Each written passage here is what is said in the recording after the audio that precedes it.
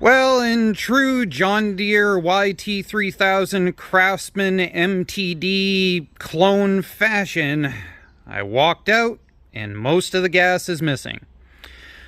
All of these chassis, the YT3000 Craftsman, the John Deere L series, the MTD that they're all a clone of, all of them have the exact same rear tank design that loves to pop a hole in the fuel line right there in the frame rail and slowly drain down into the mowing deck and dissipate out the back of the machine underneath without you ever knowing that you're losing gas. And this one is one of them. And to top it off, it even racks up the irritating Kohler with the stupid side pump that runs underneath the cover and comes out over here to go to the carb. Now, if you have one of these, this line is nothing special. You can literally just grab some line from the auto parts store and you can bend a line that comes from the pump all the way around here and then comes into your carburetor. Or you can even get even more, creative and just run a hose all the way around and into the carburetor. Don't feel like you have to put up with this stupid thing, because once the mount breaks off, it'll actually vibrate right about here next to the flywheel and it'll chafe a hole, and then as it's pumping, it'll pump gas right here, which drains down through into about right here, and there's your muffler in order to catch the whole thing on fire. So don't feel as if this is required. You can route it around the outside of the engine. But what we're after today is the gas line.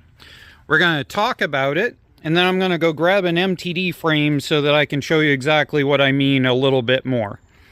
On these, they're actually not that bad, because I don't know if we'll be able to get the camera in to see it, but the gas line actually comes out of right here. So it's got a siphon hose that goes down into the tank.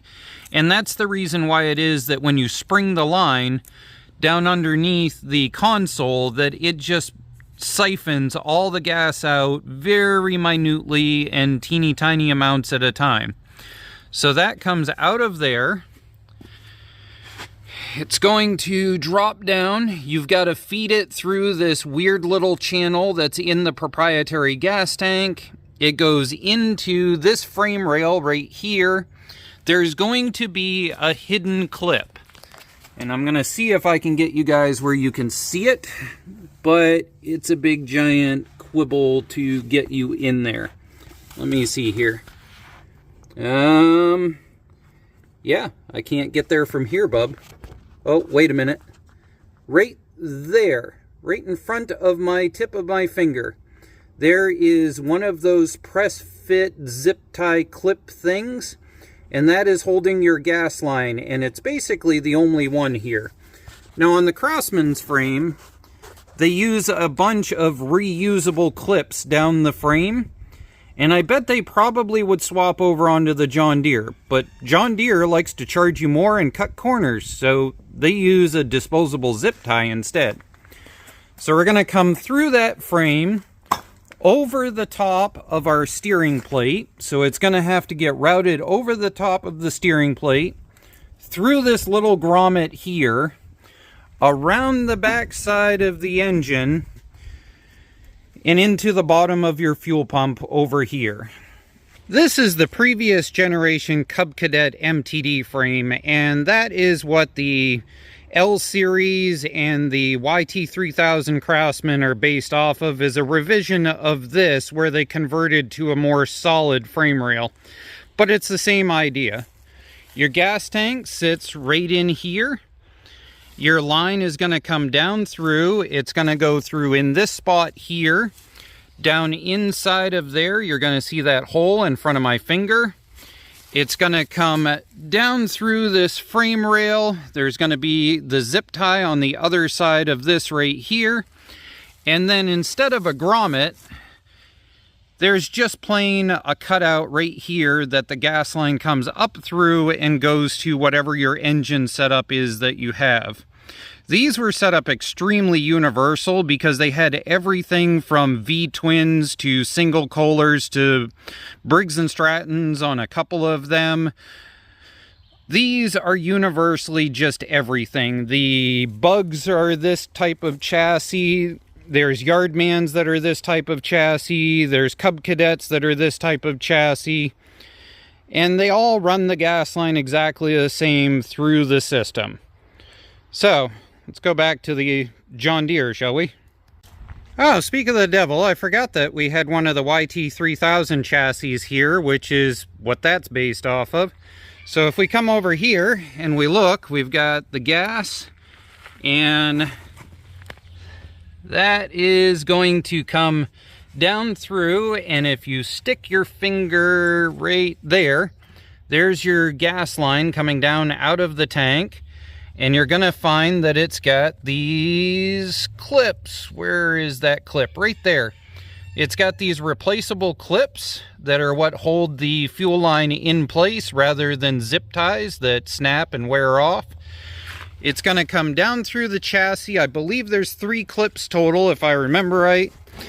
And then we pop this hood open, and right there is going to be your grommet. It's the exact same size on the John Deere frame. Your fuel filter is going to be right in here somewhere, and then it's going to come across into here. This is a non-pump model. As you can see, there's no pump on the side. So this one has to be gravity fed, and that's the reason why when the tank gets to a certain low point, that this ends up starving out, because the float ends up being above the height of the rear tank. That's why these engines really should be on a unit with a gas tank that's up in here. And I have seen people convert this to the insert fuel tank and then take the battery and put it back there in order to be able to run a non-pump engine. I know this video has been a lot of talking so far, so I just want to get to this point here. This is Pro 1. It's made in the USA. You can order it off of Amazon, and it's a pretty decent fuel line. I'm now on probably my 6th spool of it at this point without any major issue, other than it doesn't seem to like ethanol. I have noticed this is rotting out on a regular basis. This is the Stens line that Amazon absolutely tries to shove down your throat every single time you go to order a batch of filters. And so we're going to try this and put it on this machine and see what it does. I don't know. I'm not sold on the clear line idea. I've seen UV eat a lot of it, and this actually has a massive warning about ethanol on it. And the ethanol rating here in Maine is already above that 10%. So, not really sure what to think there. There's a tool for that is probably one of the most aggravating things in the world to hear when you go to work on a project. You would think that a regular standard pair of pliers would reach up in there and be perfectly fine, except for most of my pliers hit right here, and you can't get it up in there far enough. So what I ended up figuring out a while back was that if you get a set that's bent like this, then it reaches up underneath here over the top of the tank and lets you get a hold of stuff in order to undo the line.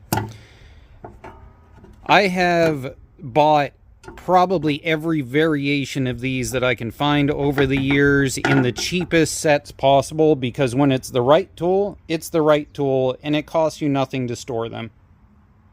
I got it undone from there, and I got it undone from the engine. We got it routed back through that grommet, and apparently John Deere wasn't done with its zip ties, because somewhere in there, under this panel, under that, over the top of this, is a hidden zip tie.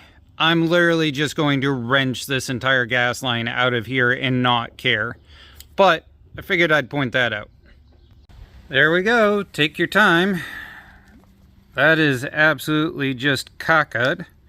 I don't know if I can get this in video, but you can literally see the hole blown right through. And see right there where it's nice and clean, where the gas has been dripping and cleaned it off and everything. And this is the kink that develops as the line ages, that is right in just underneath this panel in here in the frame. So this is another problem with these. If you end up starving for fuel, it's because that right there kinks up in underneath and then you can't get any fuel. Hey you! Hey you! I don't think you're quite awake from your nap yet. You know, you can't be sight advisor if you're sleeping on me. What are you doing? Alright, Jethro's up from his nap, and we're working on this gas line. This is definitely a damned if you do and damned if you don't. I prefer to run it from back to front, and I'll show you why. If you set the coil over here, you can run down the notch in the gas tank. Now, I have some pretty small hands for a man, but I cannot fit my hand in behind here anywhere whatsoever.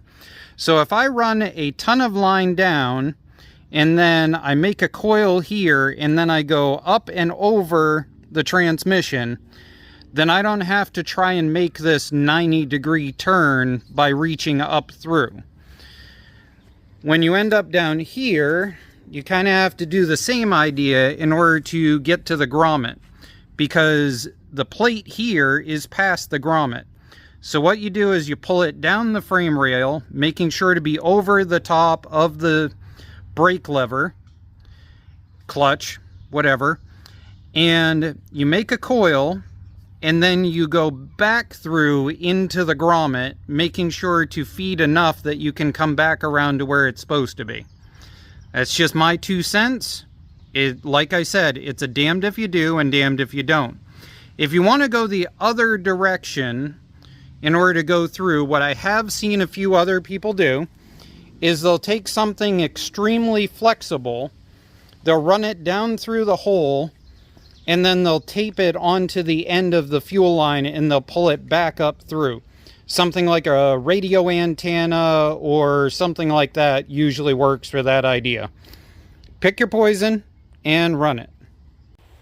Now, let's talk about a workaround for that stupid zip tie that John Deere had hidden in there.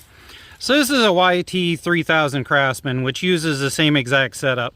And basically, somewhere in the pan there's a zip tie right there.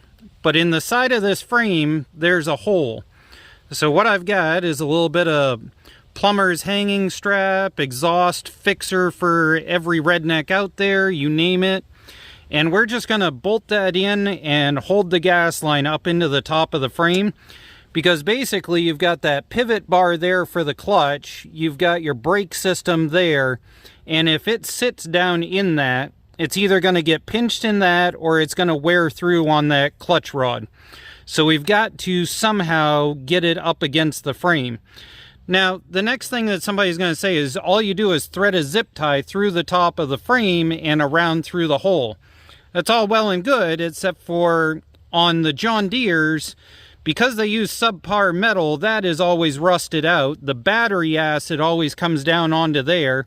So this is rusted and sitting right directly onto the frame. You cannot get a zip tie through there without undoing all 4 of those, lifting the entire stupid pan, and then putting a zip tie in that's eventually just going to snap because of getting worn down. This is what I'm going to use for a workaround, just like that. Do whatever it is works for your situation, but this is what I'm doing for mine.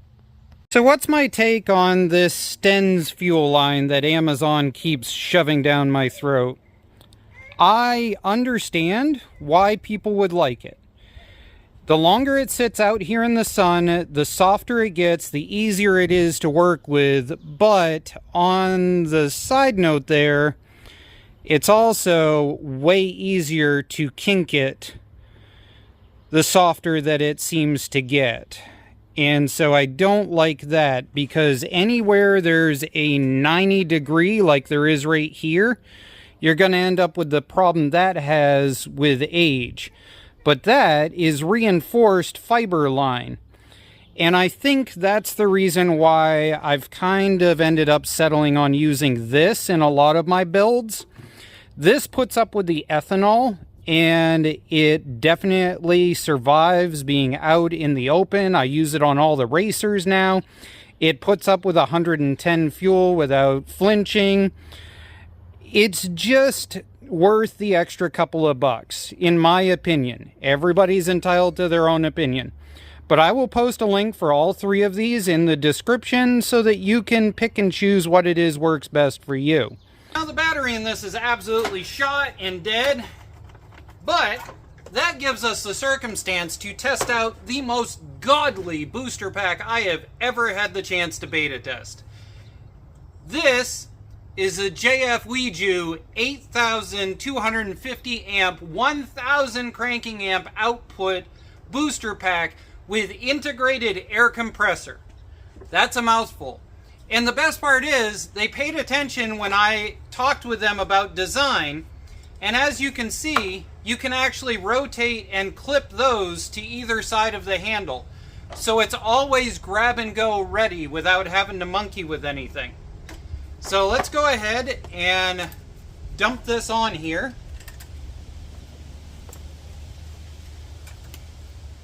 And it saw just barely enough. Says it's ready. Let's spin this sucker over.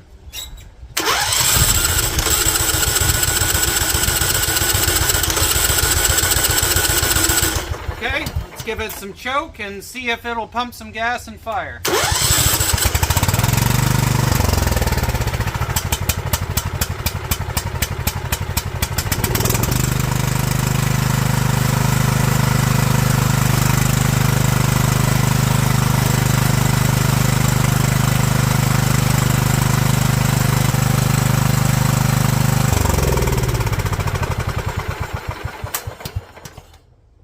We go. I hope this video was helpful for somebody out there, because these things are just, they're throwaway. They're not designed to be fixed. It sucks working on them, but as you can see, it is fixable if you decide that you're pig-headed enough to do it. So, enjoy yours, and I hope you have as good a luck as I did. Let me know what you think about the Stens fuel line. I'm not sold on it. I actually like the other stuff better, but you guys let me know.